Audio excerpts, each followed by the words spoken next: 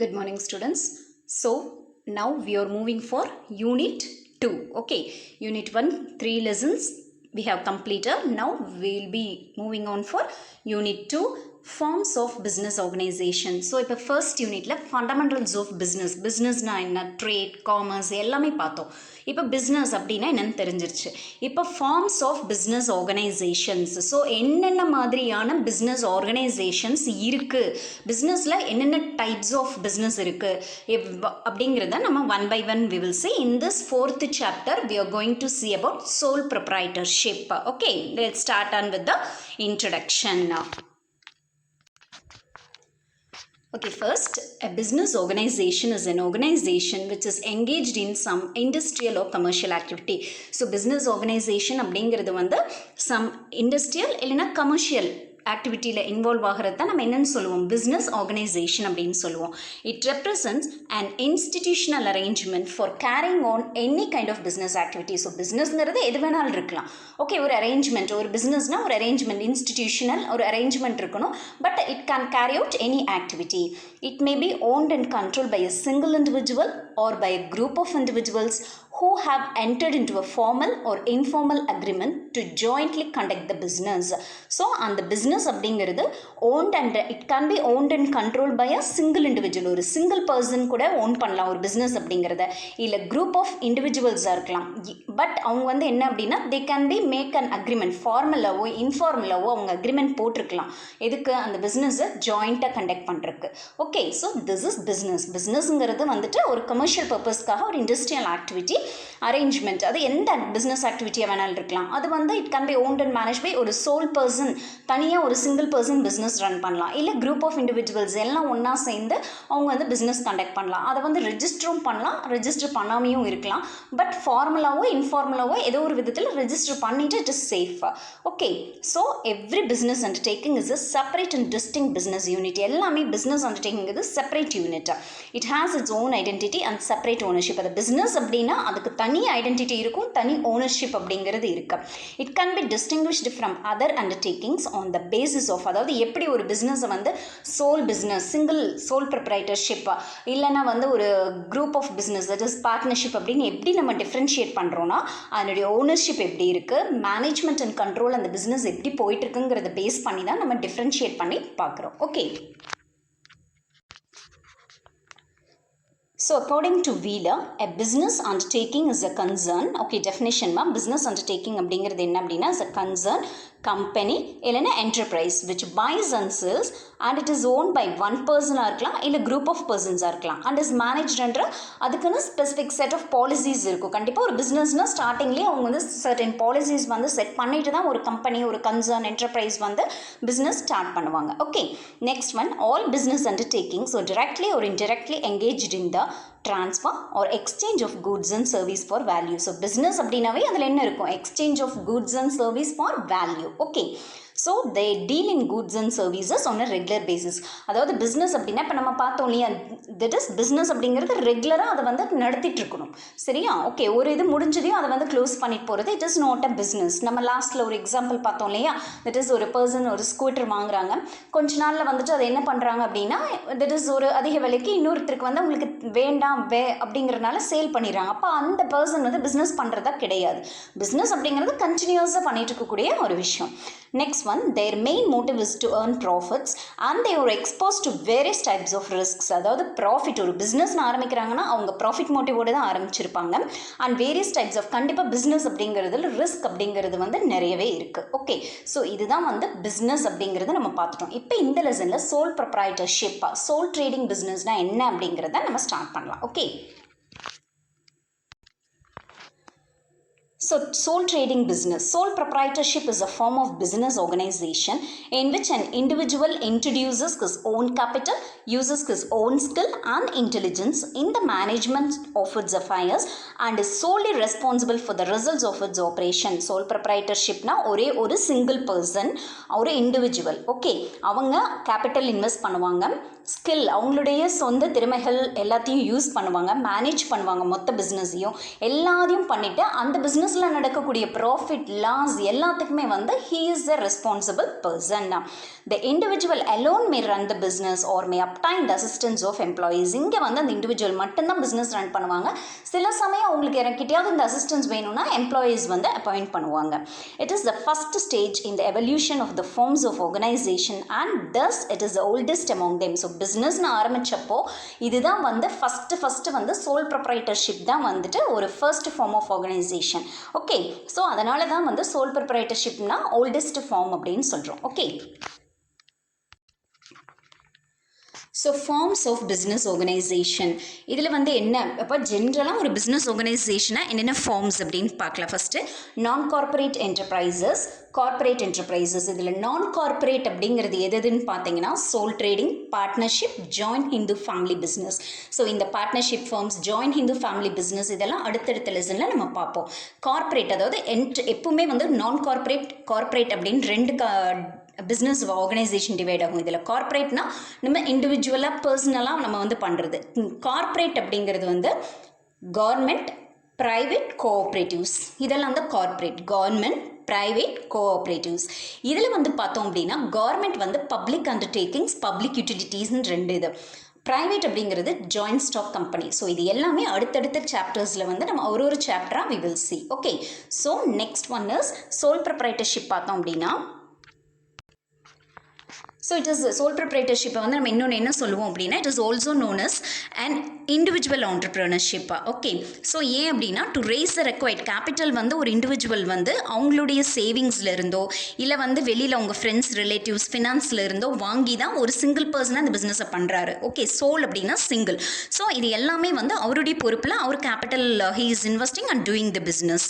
The business may be started either in the portion of the proprietor's own house or in a rented premises. அந்த பிஸ்னஸ் வந்து அவருடைய own ஹவுஸ்ல இருந்து வீட்டில இருந்தே he can carry out or he can take a rented premises. அதாவது வாடகைக்கு ஒரு இடம் பார்த்து அதில் பிஸ்னஸ் பண்ணலாம்.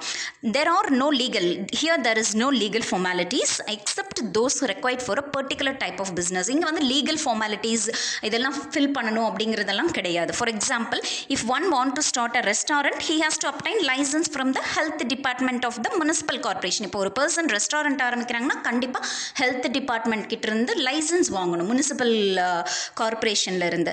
ஸோ இந்த மாதிரி சில இதுக்கு மட்டும்தான் வந்துட்டு லீகல் ஃபார்மாலிட்டிஸ் இருக்குது. ஓகே, இல்லை அப்படின்னா அவங்க வந்து they can run the business. Okay, so இதுதான் வந்து sole proprietorship, sole trading business அப்படின்னா இதுதான் ஒரு இண்டிவிஜுவல் பர்சன் அவங்க வந்து பிஸ்னஸ் ரன் பண்ணுறது. Now will move on for the definition of a sole trader.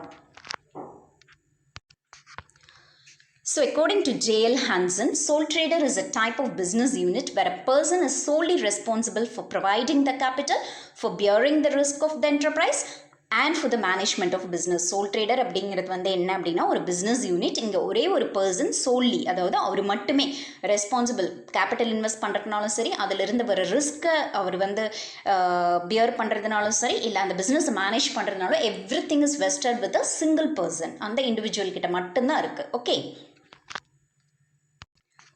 So நம்ம பார்த்தது சோல் ட்ரேடர்னுடைய definition. Now will moving on for the definition of sole proprietorship அப்படின்னா என்ன அப்படின்னு பார்க்கலாம். According to Wheeler, sole proprietorship is that form of business organisation which is owned control by a single individual வந்து own பண்ணி control பண்ணுறாங்க. He receives all the profits, எல்லா ப்ராஃபிட்ஸும் அவர் தான் receive பண்ணுறாரு. அண்ட் ரிஸ்க், அதில் வர எல்லா ரிஸ்க்கும் வந்து என்னது எல்லாமே வந்துட்டு என்னது அவர் தான் ரிசீவ் பண்ணுறாரு. All of his property in the success or failure of the enterprise.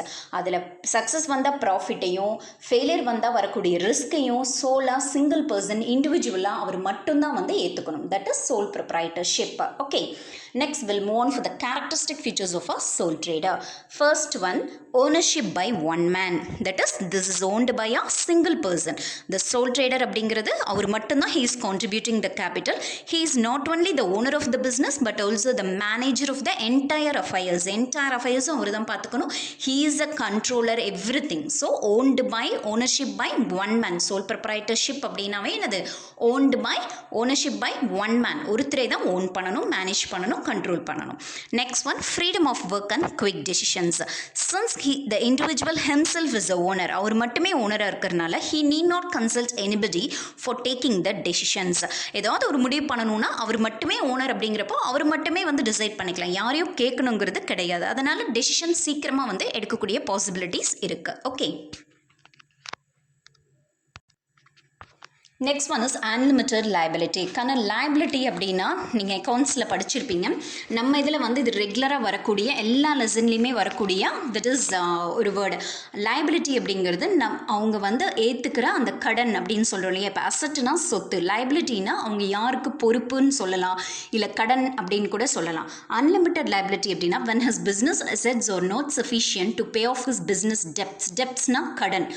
if he has to pay from his personal property, அதாவது அவருடைய பிஸ்னஸில் ஏதாவது லாஸ் அப்படின்னா அப்போ அவருடைய அசட், அதாவது பிஸ்னஸில் போட்டிருக்கிற அசட்டை வச்சு அந்த டெப்டை வந்து அடைக்க முடியலன்னா அவர் ஒருத்தர் மட்டும்தான் பிஸ்னஸ் ஓன் பண்ணுறாரு. அப்போது he has to take it from அவருடைய ஓன் ப்ராப்பர்ட்டியிலேருந்து, பர்சனல் ப்ராப்பர்ட்டியிலேருந்து எடுத்து அந்த கடனை அடைச்சி தான் ஆகணும், வேறு வழியே கிடையாது. ஓகே, ஸோ அதனால் அன்லிமிட்டட் லைபிலிட்டி அப்படின்னு சொன்னால் இந்த இடத்துல என்னென்னா அவர் மட்டுமே தான் பொறுப்பு. அவருக்கு வர லாஸ்க்கு அவருடைய கடையில் இருக்கிற அந்த அசட்டை வச்சு அடைக்க முடியல அப்படின்னா அவர் பிஸ்னஸில் இருக்கிற அசட்டை வச்சு உடனே அவருடைய பர்சனல் ப்ராப்பர்ட்டிஸ் தனியாக இருக்கும் இல்லையா, அதை வச்சு he have to go through it. Okay, next one enjoying entire profit. Risk மாதிரியே அந்த பிஸ்னஸில் வரக்கூடிய full tireless, because he is a one person, he is footing, அது வந்து என்ன சொல்கிறது, putting his full effort for the profit of the business, improvement, expansion எல்லாத்துக்குமே அவர் ஒருத்தர் தான் வந்து ஹீ இஸ் புட்டிங். ஸோ அப்போ அதில் வரக்கூடிய என்னது ஃபுல் எஃபர்ட்டையும் என்ஜாய் பண்ணுறது, அந்த பெனிஃபிட் எல்லாத்தையும் பண்ணுறது வந்து he is the sole person. அவருடைய ஹார்ட் ஒர்க்குக்கு அவருக்கு வர ப்ராஃபிட்டை அவர் மட்டுமே தான் என்ஜாய் பண்ணுவார். Next one is absence of government regulation. A sole proprietor concern is free from government regulation. No legal formalities-லாம் இதில் தேவையில்லை. அதனுடைய ஃபார்மேஷன், ஒரு பிஸ்னஸ்னால் தெர் இஸ் நிறைய ஃபார்மாலிட்டிஸில் இருக்குது. பட் சோல் ட்ரேடிங்கில் பொறுத்த வரைக்கும் அவருக்கு வந்து எந்த லீகல் ஃபார்மாலிட்டிஸ் எதுவுமே அவர் ஃபார்ம் பண்ணுறக்கோ இல்லை மேனேஜ் பண்ணுறதுக்கோ, அதை ஃபைனலாக இந்த பிஸ்னஸ் தட் இஸ் க்ளோஷர் அப்படின்னா அந்த பிஸ்னஸை க்ளோஸ் பண்ணுறாங்க அப்படின்னாலும் அவருக்கு எந்த லீகல் ஃபார்மாலிட்டிஸும் தேவையில்லை. அவருக்கு எப்போ தேவையோ அப்போ ஆரம்பிக்கலாம், வேண்டாம்னு சொல்லிட்டா he can close it over. Okay, no separate entity. The sole trading concern comes to an end with death, disability, insanity and insolvency of the individual. எப்போ அந்த சோல் ட்ரேடிங் என்டிட்டினாலும் ஃபர்ம், ஓகே, கம்பெனின்னு தான் சொல்லுவோம். ஸோ சோல் ட்ரேடிங் கன்சர்ன் எப்போ எண்டுக்கு வரும் அப்படின்னா அவர் இறந்துட்டார், இல்லை அவரால் முடியல. தட் இஸ் நெக்ஸ்ட்டு இன்சால்வன்சி, அதாவது பேங்க்ரப்சி. அவரால் வந்து என்ன அப்படின்னா தட் இஸ் மன ரீதியாக பாதிக்கப்பட்டிருக்காரு, இல்லை அவர் health condition is not good, இல்லை வந்து என்ன அப்படின்னா அவருடைய தட் இஸ் இது வந்து லாஸ் ஆயிடுச்சு பிஸ்னஸ், இந்த மாதிரியான இதில் பிஸ்னஸ் வந்து க்ளோஸ் பண்ணிடுவாங்க. Next maintenance of secrecy. கண்டிப்பாக பிஸ்னஸ் அப்படிங்கிறதுக்கு சீக்ரஸி அப்படிங்கிறது, சீக்ரெட் அப்படிங்கிறது வேணும். ஏன்னா நம்மளுடைய பிஸ்னஸோட சீக்ரெட் இன்னொருத்தருங்க தெரிஞ்சிட்டாங்க அப்படின்னா அந்த பிஸ்னஸ் ப்ராப்பராக ரன் பண்ண முடியாது. ஸோ ஆனால் சோல் ட்ரேடிங் பிஸ்னஸில் it is possible, since he or she ஒரே பர்சன் தான் மேனேஜ் பண்ணுறாங்க பிஸ்னஸை, எல்லா ஃபைல்ஸு. அப்போ சீக்ரஸி வந்து ஈஸியாக மெயின்டைன் பண்ணிக்கலாம். Okay, so these are all the characteristic features of a sole trading business. Okay,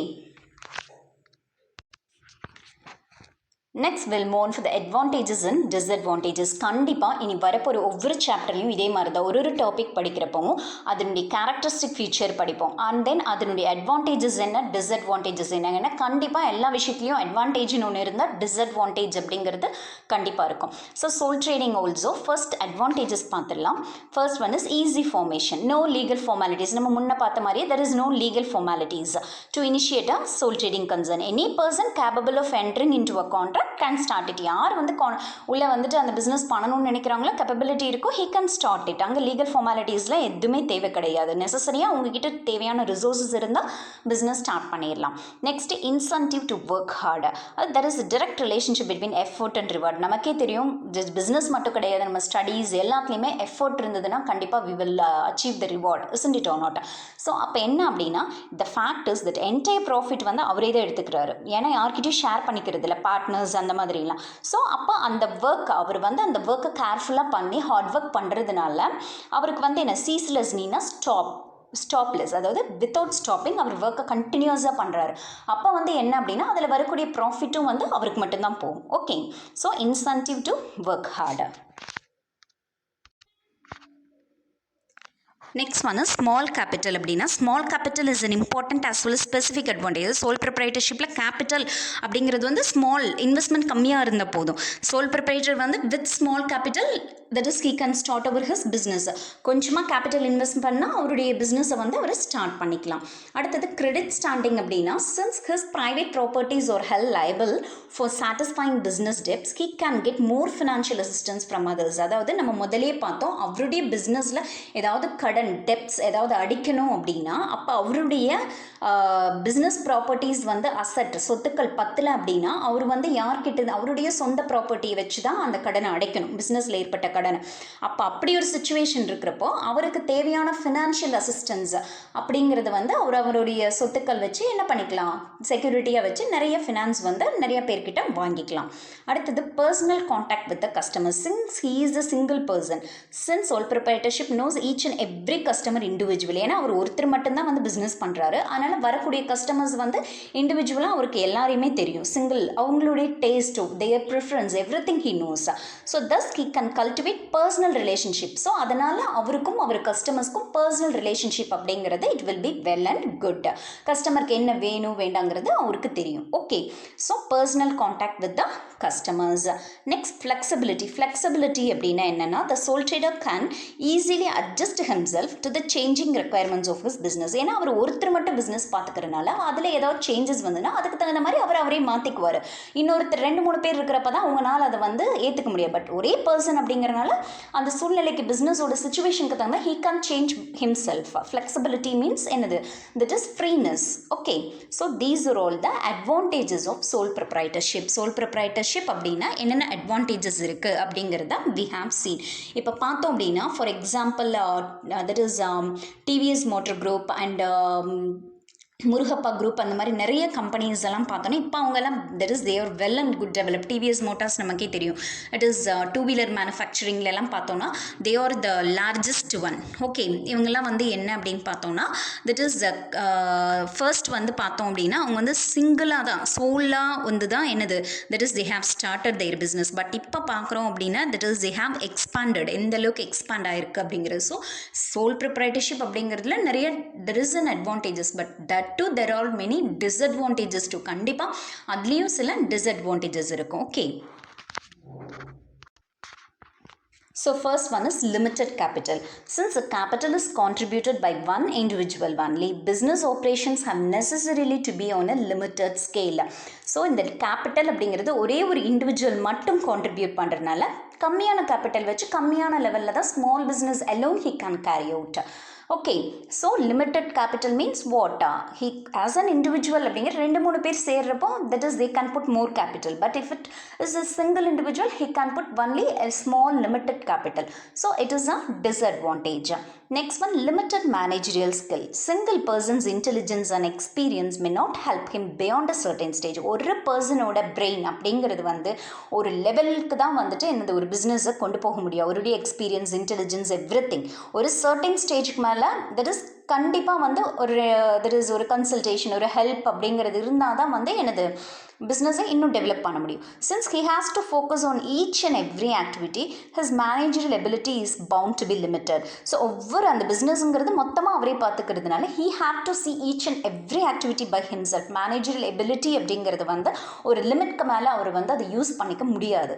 okay, so it is a great disadvantage, that is limited managerial skill. Okay, next one, unlimited liability. நம்ம characteristic featuresல we have seen unlimited liability. so unlimited liabilityங்கிறது எந்த அளவுக்கு டிஸ்அட்வான்டேஜாக இருக்குது அப்படின்னு பார்த்தோன்னா the creditorsனா யாரு, நம்ம கடன் கொடுத்தவங்க. you understand, financial institutions, banks, இல்லை தனியாக அவங்களுடைய ஃப்ரெண்ட்ஸ் யார் வேணாலும் இருக்கலாம். the creditors have the right to recover their dues. அவங்க கொடுத்த அந்த பணத்தை டியூஸை வந்து from the person, நம்ம ஆல்ரெடி பார்த்தோம் சோல் ப்ரொப்ரைட்டரினுடைய அசெட், அதாவது பிஸ்னஸ் அசெட்டை வச்சு அவர் கடன் அடைக்க முடியலைன்னா அவருடைய அவருடைய சொந்த சொத்துக்களை வச்சு பர்சனல் ப்ராப்பர்ட்டியை வச்சு ஹீ கேன் என்ன பண்ணிக்கலாம், அந்த பிஸ்னஸ் அசெட்ஸ் அவங்களுடைய கடனை வந்து அவங்க அந்த கிரெடிட்டார்ஸ் வாங்கிக்கலாம். நல்லா ஞாபகம் வச்சுக்கோங்க, இது எல்லாமே you'll be go throughing in both accounts and commerce till the end. இந்த வேர்ட்ஸ் எல்லாம் இன்னைக்கு இப்போ ஆரம்பிக்கிற இந்த லெசனில் ஆரம்பிக்கிறது வரும். அதனால் வந்து அண்டர்ஸ்டாண்ட் பண்ணிக்கோங்க. தட் இஸ் டெப்ட்ஸ் அப்படின்னா கடன், டியூ அண்டர்ஸ்டாண்ட்.